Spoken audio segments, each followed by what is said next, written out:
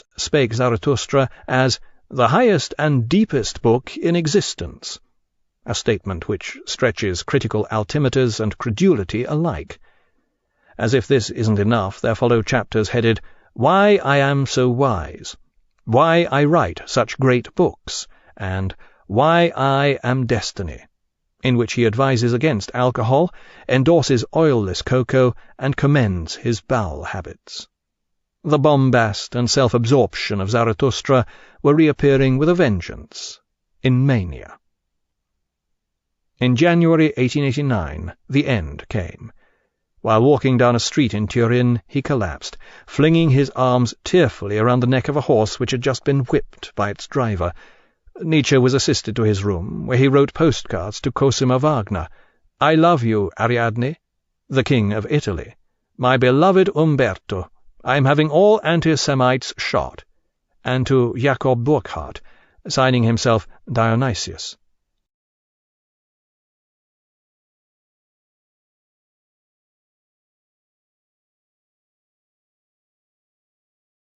Burckhardt understood what had happened, and passed the card on to a friend of Nietzsche's, who went at once to collect him. Nietzsche was now clinically insane, and never recovered. Almost certainly his condition would have been incurable even today. It was brought on by overwork, solitude, and suffering. But the prime cause was syphilis. This had reached the tertiary stage, which apparently involves mental paralysis. After a brief spell in an asylum, Nietzsche was released into the care of his mother. He was now harmless, existing for much of the time in a catatonic trance which reduced him to an almost vegetal state. During his more lucid moments, he appeared to have a vague memory of his past life. When he was handed a book, he remarked, "Didn't I write good books, too?" After Nietzsche's mother died in 1897, he was looked after by his sister, Elisabeth Forster Nietzsche. This was the last person who should have been put in charge of him. Nietzsche's younger sister Elisabeth had married Bernhard Forster, a failed schoolmaster who became a notorious anti-Semite. Nietzsche despised him, both as a man and for his ideas. Forster had set up an Aryan race colony called Nueva Germania in Paraguay, using poor yeoman farmers from Saxony. He ended up defrauding them and then committed suicide. The remnants of Nueva Germania still exist in Paraguay, where the master race now live much the same as the local Indians, virtually indistinguishable except for their blonde hair.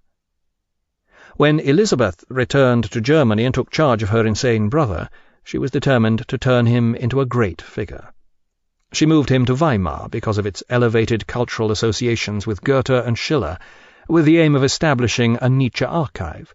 Then she began doctoring her brother's unpublished notebooks, inserting anti-Semitic ideas and flattering remarks about herself.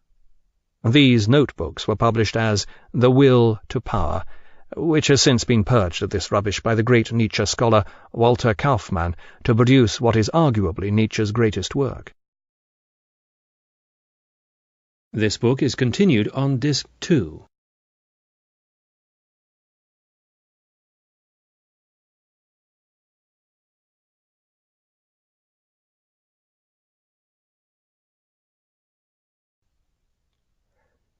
Afterward. Nietzsche died 2 deaths. His mind died in 1889, his body in 1900. Between these dates his work took on a life of its own, launching Nietzsche from almost total obscurity to worldwide intellectual eminence. Nietzsche would of course have considered this no more than his due. But this fame was to exceed even his own megalomaniacal fantasies. It extended far beyond the field of philosophy, largely owing to Nietzsche's appeal to writers. The list of major 20th-century figures Nietzsche influenced includes Yeats, Strindberg, O'Neill, Shaw, Rilke, Mann, Conrad, Freud, and countless lesser figures who were simply overwhelmed by his ideas. This was a philosophy with a difference, one with style and lucidity. Here was a philosophy you could actually read, and the fact that it was written in aphorisms meant you also had time to read it, or bits of it. And this was the trouble. Now lots of people read just bits of Nietzsche. Such ideas as the will to power and the Superman became commonplace and widely misused. Nietzsche's Superman was soon hijacked by the racist lobby. Anti-Semites, then fascists, began lifting remarks from Nietzsche's work regardless of context. The very looseness of Nietzsche's philosophy now became its undoing. As a result of its grotesque misuse during the first half of the 20th century, Nietzsche's philosophy was badly discredited. Consequently, it is almost impossible to talk about many of Nietzsche's ideas in the way he intended, especially his ideas about the Superman, discipline, breeding, and the like. The poetic looseness of much of his writing left it too open to hideous travesty. Fortunately, it also left his remarks on such dangerous topics open to ridicule, which is perhaps the most appropriate contemporary response. Yet it is worth remembering that Nietzsche made his views on racism, anti-Semitism, and related attitudes perfectly plain. As he clearly states, the homogenizing of European man is the greatest process that cannot be obstructed. One should even hasten it. When the Nazis attempted to take him on board as their official philosopher, and Hitler kissed Elisabeth Forster Nietzsche's hand outside the Nietzsche archive in Weimar, it was the Nazis who entered the realms of higher lunacy, not Nietzsche's philosophy.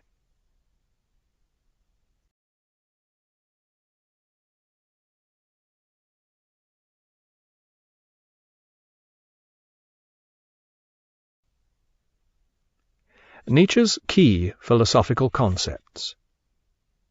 Nietzsche's philosophy was written mainly in aphorisms, and is not methodical. His attitude remains largely consistent, but his thought is constantly developing in different directions. This means that he frequently appears to contradict himself, or leaves himself open to conflicting interpretations. His was a philosophy of penetrating insights, not a system. Yet certain words and concepts recur again and again in his work. In these the elements of a system are detectable. The will to power. This is the major concept in Nietzsche's philosophy. He developed it from two main sources, Schopenhauer and the ancient Greeks. Schopenhauer had adopted the Oriental idea that the universe was driven by a vast blind will. Nietzsche recognized the force of this idea and adapted it to human terms. In the course of Nietzsche's studies of the ancient Greeks, he concluded that the driving force of their civilization had been the search for power rather than anything useful or immediately beneficial. Nietzsche concluded that humanity was driven by a will to power. The basic impulse for all our acts could be traced back to this one source. Often it became transformed from its primary expression, or even perverted, but it was always there. Christianity appeared to preach the very opposite, with its ideas of humility, brotherly love, and compassion, but in fact this was no more than a subtle perversion of the will to power. Christianity was a religion, born out of slavery in the Roman era, and it had never lost its slave mentality.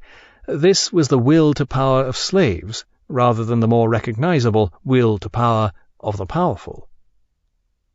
Nietzsche's will to power proved a very useful tool when he came to analyzing human motive. Acts which had previously appeared noble or honorably disinterested were now often revealed as decadent or sick.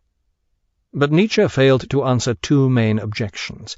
If the will to power was the only yardstick, how could actions that appeared not to follow its immediate dictates be other than degenerate or perverted?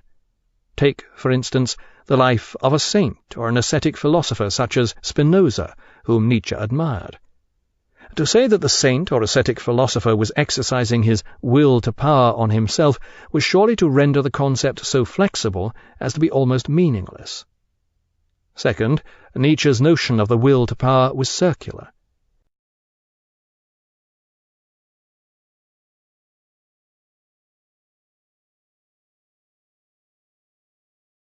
If our attempt to understand the universe was inspired by the will to power, surely the concept of the will to power was inspired by Nietzsche's attempt to understand the universe. But the last word on this penetrating but dangerous concept should remain Nietzsche's. The manner of this lust for power has changed through the centuries, but its source is still the same volcano. What we once did for the sake of God, we now do for the sake of money. This is what at present gives the highest feeling of power. Die Morgenröte, The Dawn, 204.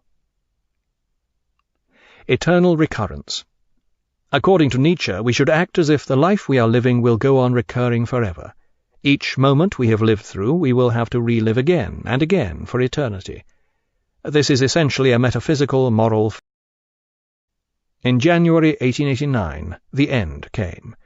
While walking down a street in Turin, he collapsed, flinging his arms tearfully around the neck of a horse which had just been whipped by its driver.